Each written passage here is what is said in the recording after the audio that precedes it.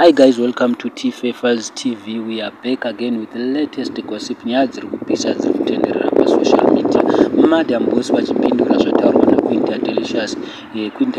Queen Tatelicious adedzera kuti iye mwana waMadam Boss asi wamufela ndewakembo mahadhi kana kuti tino machakaire.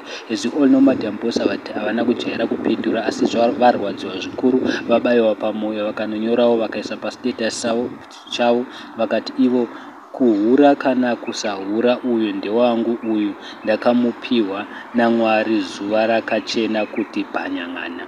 My joy, uye ndichamuriritira zvose zvaanoda as long as I am alive. Say what you want to say, asi uyu mwana ndewangu. Vaenderera vakati inga maiti hapana mimba wani, nezvimaona ndane mwana makutaura kuti ndinohura zvakati handina basa nazvo. Vataura vakati if you feel you have something for me, please bring it on, then we move. Inga I told you one, say what you want to say, handina basa nazvo izvi. Hanzi munganeta nekugara